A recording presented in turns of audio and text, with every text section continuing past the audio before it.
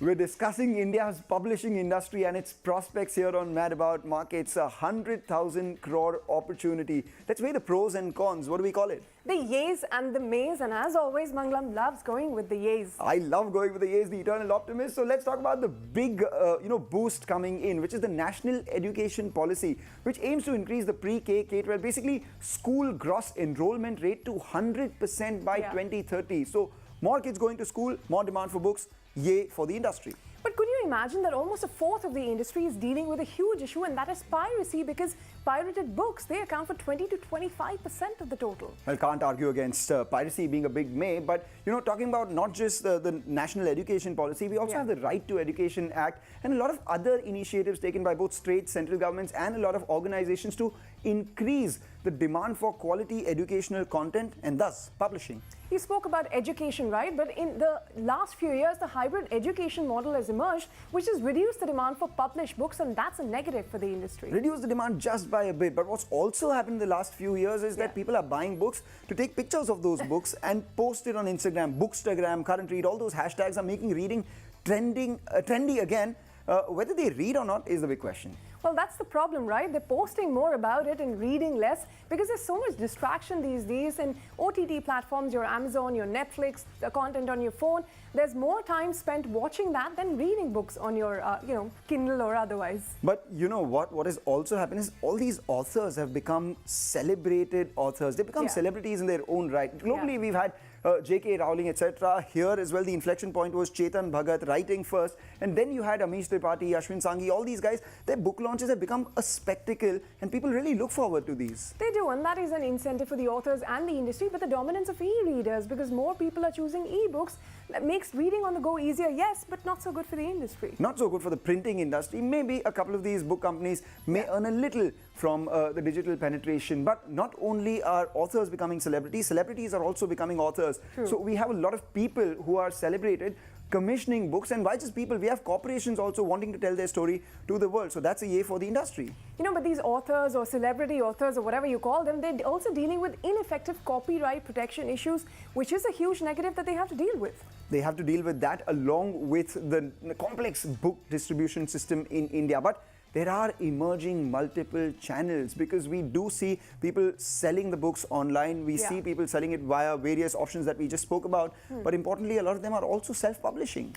But every time we speak about the opportunity in a country like India that is so big and diverse, the rules change every few states, because private publishers face significant competition from state publishing housing because of varying rules across the country, which inhibits the industry from operating like a free market.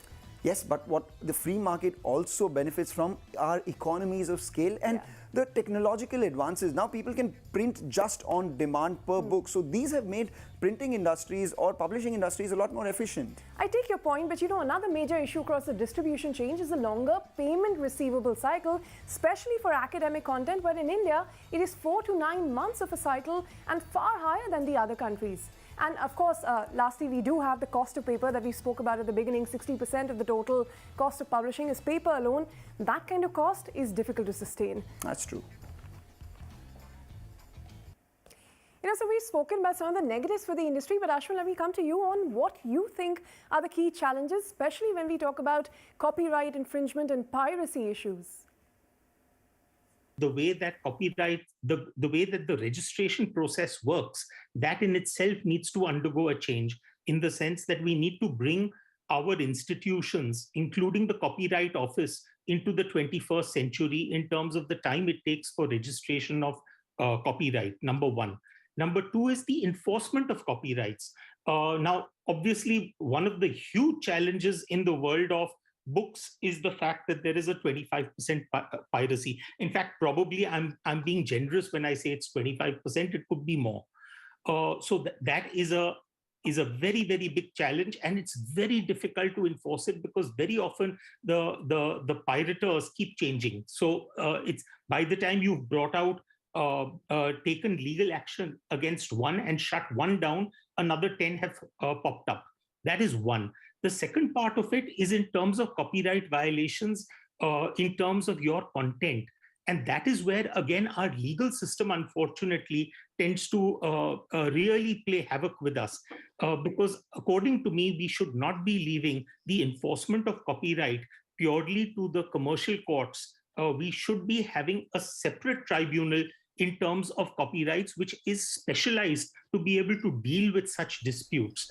Well, that's quite a suggestion, a separate court for copyright infringement laws, etc. Let's see how that comes about. But, Anand, the bigger question here is, how do you compete for a reader's time when there are so many other forms of content consumption? I mean, there's everyone watching a lot of content on their OTTs, etc., the phones, the TVs. Where do books find their space? Has OTT been a distraction? Yes, everywhere in the world, especially here as well. Now you don't see as many people on a plane with the book. Everybody's downloaded something to watch. And most conversations are about what are you watching? But I'll give you a good example. There are many OTT which has driven sales up for physical books. So Lord of the Rings, which is a HarperCollins series, and Game of Thrones, also a HarperCollins series. Both we've seen that people are watching the show, but also driving up purchase of the print books. But it's a good thing in that eventually we all love stories. OTT platforms have fantastic storytelling. And I think the reader will also know that fiction, obviously, that's one of the reasons there's a big consumption of fiction. People will come back to buy. But it is true that we need to catch our kids young.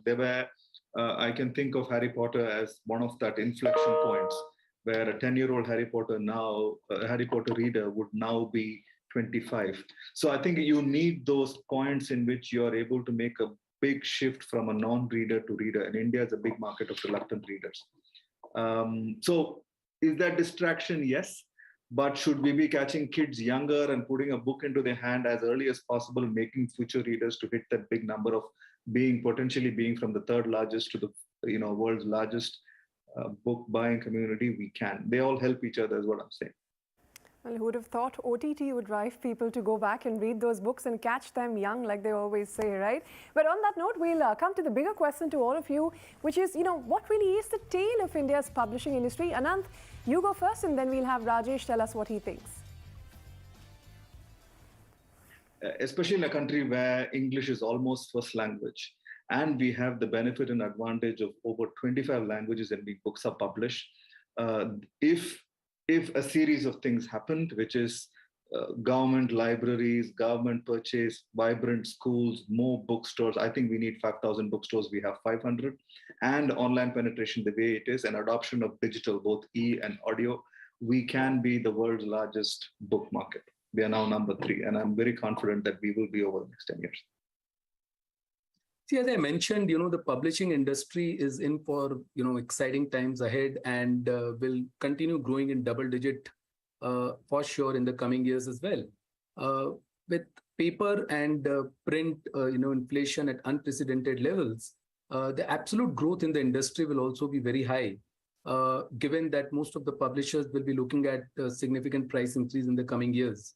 The growth rate will also be fueled by the inclusion of pre-primary schools in the overall new curriculum structure as per NEP, because they'll be now open to using I would say excellent print quality and resources from all the leading publishing houses.